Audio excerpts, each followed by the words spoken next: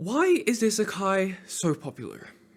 Seriously. No, don't get me wrong, I understand why there's a lot of appeal for it. One of the biggest being that it's kind of a wish fulfillment fantasy where you get to be the self-insert who's surrounded by pretty girls and has cool powers and gets to go on quests and the like. There's nothing wrong with that. I'm not saying that all isekais are bad. In fact, I've even watched some shows that are isekai like Konosuba and ReZero and loved them. But what kind of confuses me is the sheer volume of it. It honestly feels like every new anime season there's like another 50 isekai shows just there, and people keep watching it. And that's fine. I'm not judging you. Watch as much as you want. But the thing that confuses me about all of this is the fact that it's so popular, despite the fact that on a purely conceptual level, isekai is kind of boring to me.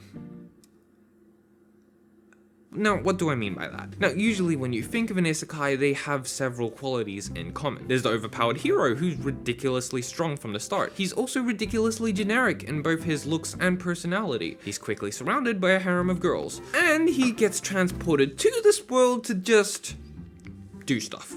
Maybe there's a demon lord in the end he needs to defeat, I don't know. I have many problems with these. A lot. First off, why are the main characters always overpowered? Yes, I get it, it's a power fantasy, but having characters who are ridiculously powerful from the start are a lot harder to make interesting than if they were underpowered. Stories need conflict.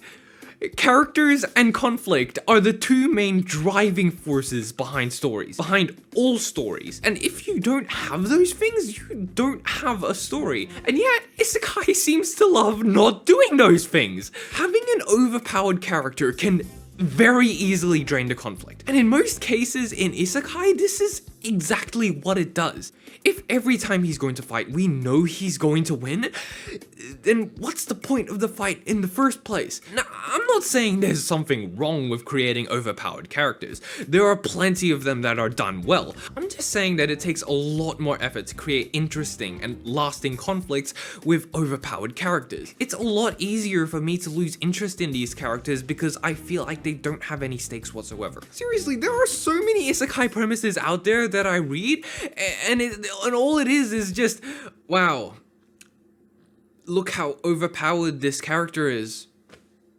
And that's it! What's the story? Where's the plot? Do they have any actual goals here? I just don't see what's so interesting about a character being crazy powerful for no reason.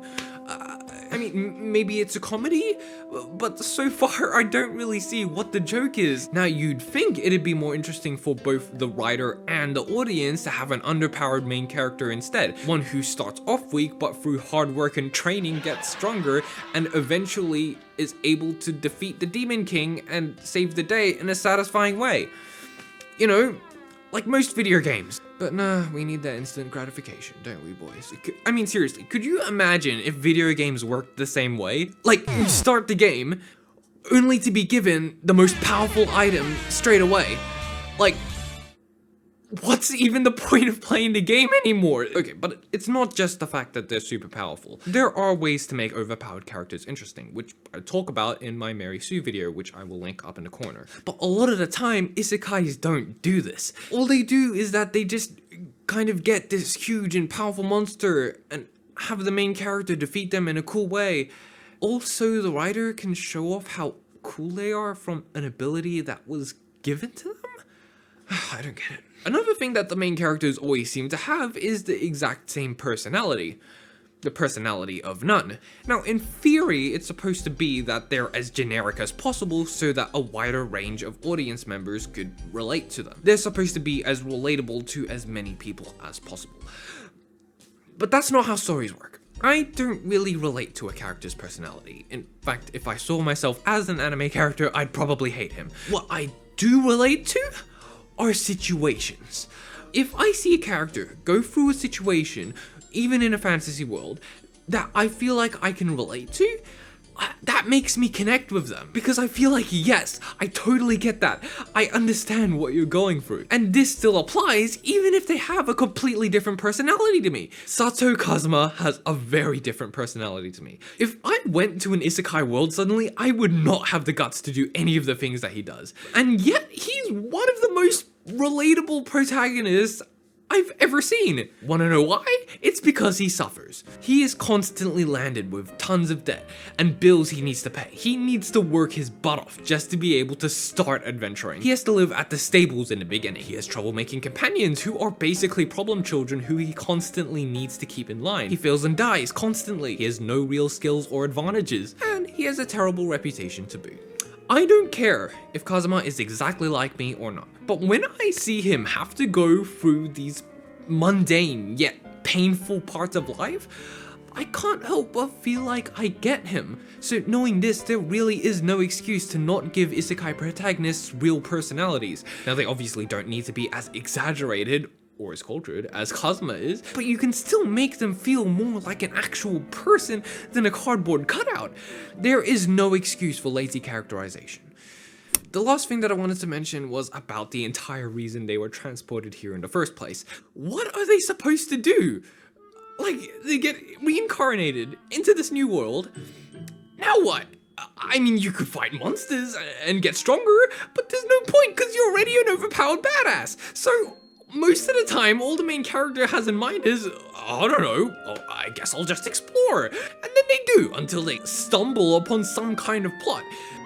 If the main character doesn't have any real goals from the beginning, then how can you expect me to care? Like, how is that interesting to anyone? I mean, in many cases, yeah, sure, there's like also a demon lord or whatever, or something like that, who has an army who's causing trouble throughout the world, and that's who we need to stop. But the thing about that is that there's no real motivation or reason for why the main character would want to do that in the first place, other than just, it's the right thing to do, which in itself just makes them feel even less relatable, since what teenager would ever actually have those kinds of goals? Now, in some older shows with similar premises, yes, you've got the entire transported to another world thing, but the main character has a clear goal from the start.